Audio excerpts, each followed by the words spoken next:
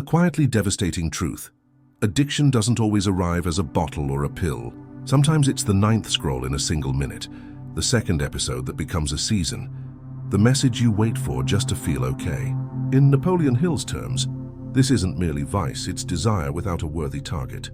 When energy lacks a definite chief aim, it drifts, and drift hardens into hypnotic rhythm, where the same choices repeat until they feel inevitable. You're not chasing a high.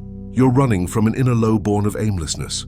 The fix isn't found in grit alone. It begins with direction, transmuting the same powerful desire that fuels compulsion into purpose, plan, and organized action. I'm John Garcia, and you're watching the Napoleon Hill channel. If this message resonates, subscribe now, because every day I bring you practical frameworks to become unstoppable on your path. Drop a comment with the city you're watching from. I want to understand your reality, so we can build step by step toward the life you actually want. Here's your adapted version rooted in Napoleon Hill's teachings.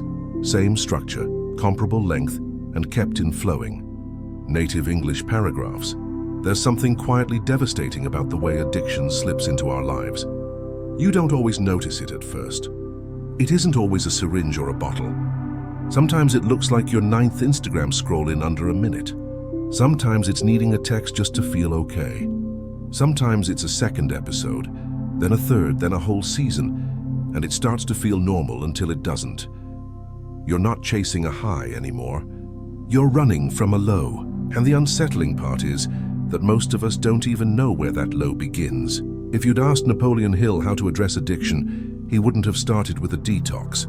He wouldn't have focused only on behavior. He would have asked about your definiteness of purpose.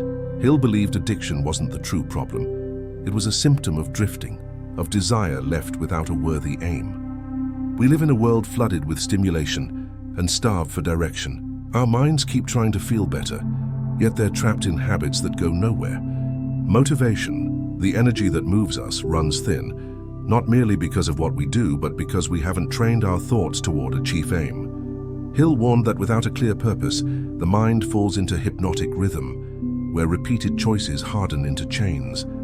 Addiction, seen through that lens, is misdirected desire, powerful energy seeking an outlet, but captured by the wrong target.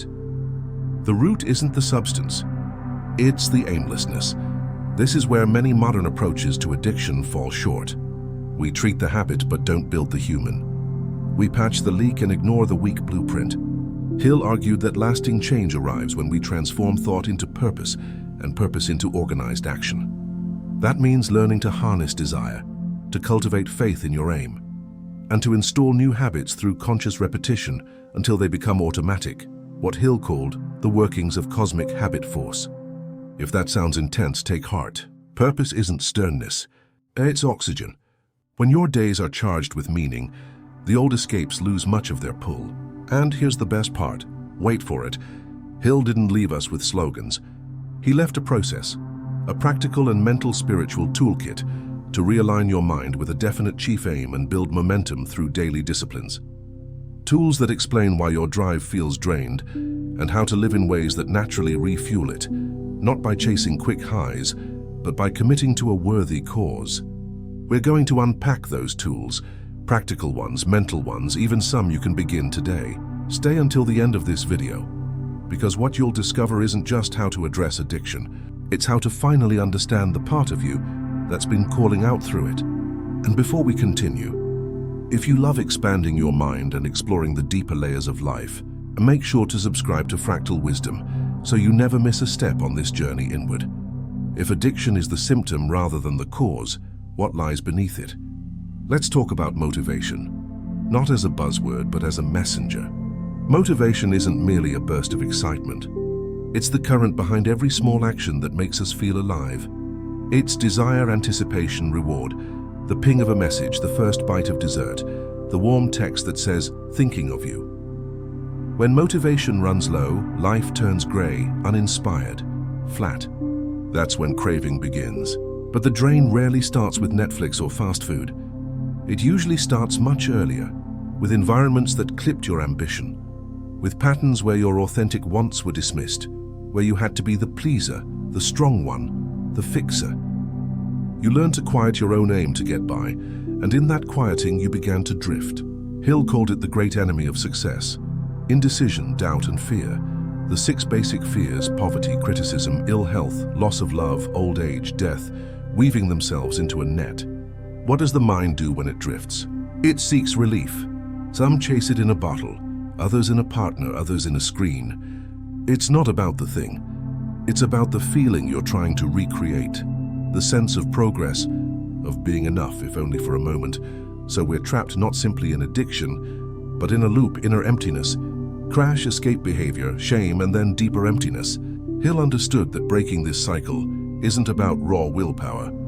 It's about direction. You don't muscle your way out. You decide your way out, then build daily structure that makes the decision stick.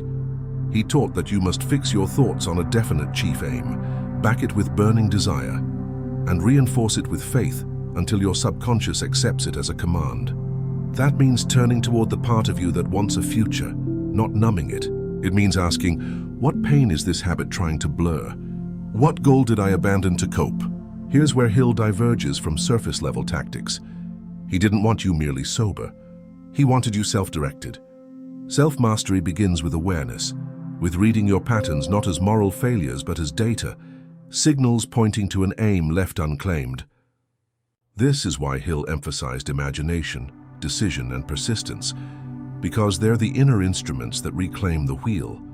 The good news is that the instant you stop seeing addiction as your identity and start seeing it as a misapplied habit pattern is the instant change can begin. Addiction isn't who you are. It's a routine your mind installed to shield you from unprocessed pain and unchanneled desire. Now you're ready. You're curious, and that is everything. Let's explore 3 tools, practical, mental, and soul-nourishing, that can help you reconnect with your deeper aim and uncover what truly drives those compulsive patterns. These tools aren't about fighting the addiction. They're about repurposing its energy. Tool 1, definiteness of purpose. Hill's most pivotal idea is that clarity concentrates power. The hidden chamber of the mind doesn't thrive on vagueness. It needs a target. Write your definite chief aim in clear, measurable terms, what you want, by when, and why it matters profoundly to you and those you love. Add the service you will render in exchange, and the plan you'll begin with, however imperfect. This isn't a wish list. It's a contract with yourself. Read it daily, feel it, imagine it, and let desire heat into commitment. When your day starts with aim, old urges have less room to take root. You're not erasing desire, you're pointing it. Tool 2, auto-suggestion and emotionalized faith.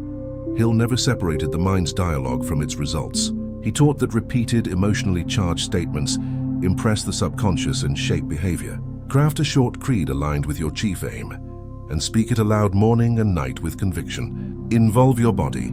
Stand tall, breathe fully, look yourself in the eye so your physiology supports the message. Attach gratitude and vivid mental pictures to it. Emotion is the carrier wave that helps the suggestion land. As days stack, you'll notice urges losing their command, replaced by a steadier impulse to act in harmony with your aim. This isn't empty pep talk. It's directed conditioning. You're installing new grooves to replace the old hypnotic rhythm. Tool 3, the mastermind ritual, decision with witnesses. Hill taught that no great transformation happens alone. Surround yourself with 2 to 5 people who believe in your aim and your better self. Set a weekly meeting, same time, same structure, where you report progress, refine plans, and ask for precise help. Begin each session by reading your chief aim and 1 paragraph on why it matters. Then outline your next 3 priority actions. Close with decisions, not some days. If you'd like a solitary counterpart to this ritual, use Hill's mirror technique. Meet your own eyes and read your aim with feeling. Then write a brief letter to the part of you that drifts, not to shame it, but to release it. Fold the page, place it beneath your written aim, and commit to 1 courageous act before the day ends. This isn't about theatrics. It's about renewing a pact with purpose. Now that we've named the symptoms, faced the drift, and begun the work of redirection, it's time for the real alchemy, transformation. Healing addiction isn't just breaking a habit. It's becoming someone new, or more accurately, someone truer. It's answering the call your habit tried to muffle all along. This is the path Hill called self-mastery, through a definite chief aim. The journey of becoming your whole directed self, not perfect, not polished, organized, and alive, Many think healing means returning to who they were before the addiction. Hill would say that version was already drifting, already split, already in pain. The goal isn't to go back.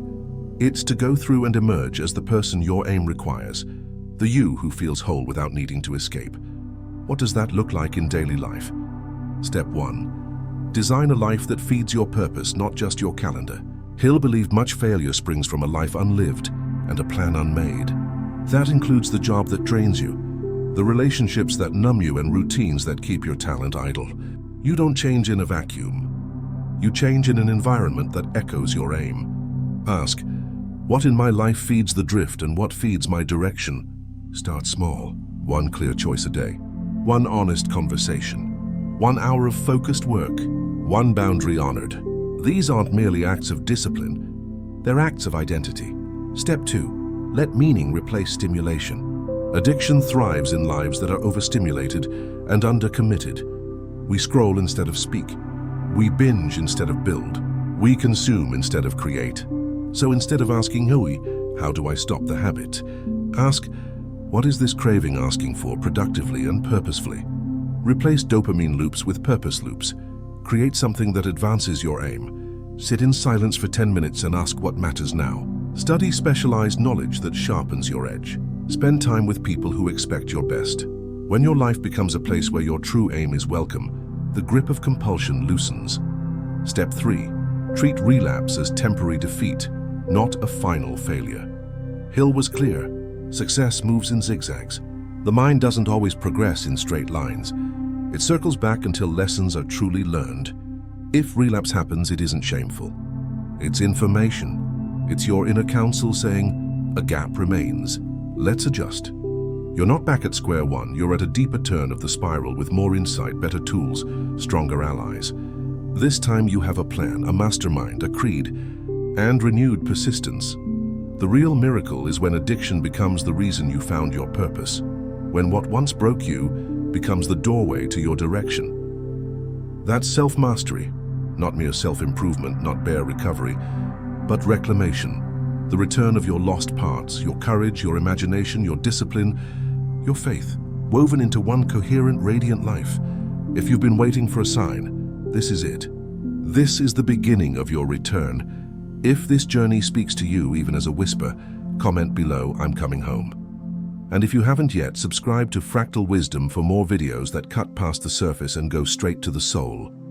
You are not broken. You are becoming. Your real self is waiting. Your daily challenge: write a clear, definite chief aim and post the first sentence in the comments. Name what you want, by when, and what value you'll deliver in exchange. Then craft one short creed, 2 lines max, that you will read morning and night with feeling. Example: I direct my thoughts, emotions, and actions toward seeing mas by sees, serving others through sees. If you're brave, add the single fear that most tempts you to drift, and one action you'll take today that contradicts it. Accountability ignites the mastermind effect, even here publicly. City plus chief aim plus today's one action. Keep it crisp, keep it real. A core lesson from Hill's philosophy. Here's the takeaway: you don't escape compulsion by muscling it down. You outgrow it by giving your desire a job. Desire plus a worthy target creates meaning. Meaning produces discipline. Discipline repeated becomes identity. Hill called it the cosmic habit force, the way consistent thought and action congeal into automatic behavior. The same mechanism that once kept you scrolling can, with direction, keep you building. Treat setbacks as temporary defeat, not final failure. Adjust the plan, renew the promise, and take the next organized step. Remember, you are not your loop. You are the one who can write the aim, choose the allies, and set the rhythm. If this helped, subscribe and turn on notifications. In the next episode, I'll give you a word-for-word auto-suggestion script you can tailor to your chief aim, plus a simple mastermind meeting template you can run in 20 minutes a week. Comment, I'm choosing my aim, if you're in. Same time tomorrow. Bring your draft goal and we'll lock it in together.